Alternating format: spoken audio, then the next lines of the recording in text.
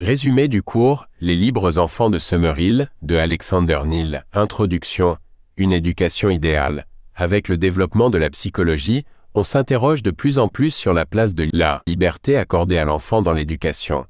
L'école de Summerhill, fondée en 1921 par Alexander Sutherland Neal, est une expérience de pédagogie libertaire qui met l'accent sur l'autonomie et la liberté des enfants, en opposition à la pédagogie traditionnelle, souvent répressive et directive.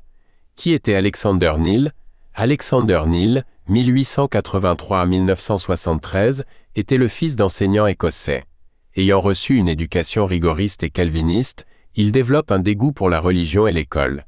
Après avoir obtenu une licence de lettres et entrepris une psychanalyse, il devient enseignant, mais est vite dégoûté par les méthodes éducatives de l'époque victorienne, qu'il qualifie de pédagogie du dressage en raison des châtiments corporels, humiliations et punitions fréquentes. Cherchant des voies alternatives en pédagogie, il est influencé par Freud et surtout par Wilhelm Reich, cherchant à mettre la psychanalyse au service de l'éducation et à promouvoir une pédagogie centrée sur l'enfant.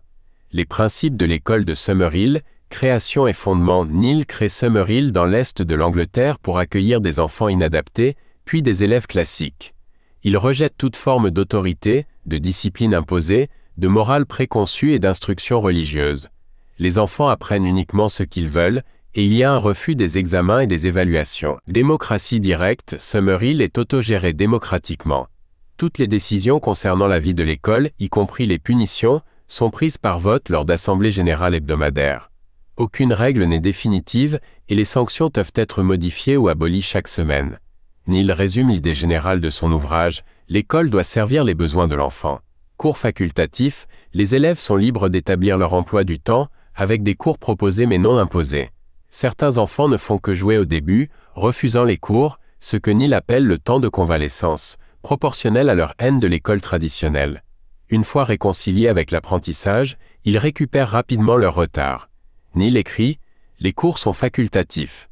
Les enfants peuvent s'y rendre ou s'en tenir à l'écart pendant des années si tel est leur désir. » Une école libertaire, Summerhill refuse les cours magistraux et les savoirs classiques, privilégiant les activités artistiques, ludiques, manuelles et sportives. L'éducation est fondée sur l'autonomie et la foi dans la bonté de la nature humaine, une influence rousseauiste. Neal déclare « La plupart des enseignants présument a priori que la nature humaine est mauvaise.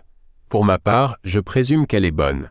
C'est là la véritable distinction entre celui qui croit au pouvoir de la discipline et celui qui croit au pouvoir de la liberté. » Une pédagogie du bonheur. Neal critique l'éducation traditionnelle, qu'il voit comme castratrice et génératrice de névroses, d'autodénigrement, de violence et de déséquilibre psychique.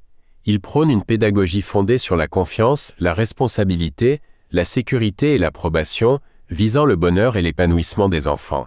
Pour Neal, le but de l'éducation, c'est le travail dans la joie et la découverte du bonheur, et l'absence de crainte est la meilleure des choses pour arriver au bonheur.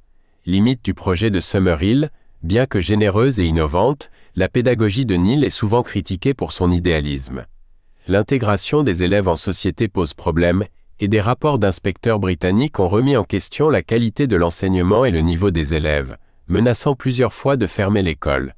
La vision de Neal, influencée par Rousseau, est parfois perçue comme naïve, opposant de manière simpliste un enfant naturellement bon à une société forcément mauvaise et répressive. Critique. Vision manichéenne. Neal a une vision simpliste de la répression comme seule source de névrose, influencée par une mauvaise lecture de Freud. De la psychanalyse, Neal n'a retenu que deux choses. La répression est néfaste et les névroses sont causées par la répression sexuelle. Neal a une vision naïvement rousseauiste, naïvement manichéenne, enfant bon, société mal. Séparation de la société. Son projet de protéger les enfants de la société est jugé irréaliste, car les enfants sont la société de demain. Approche élitiste. Summerhill a été critiqué pour ne pas pouvoir accueillir les enfants de familles très pauvres. Question de l'autorité. L'absence d'autorité peut abolir toute possibilité de rébellion et de construction de soi.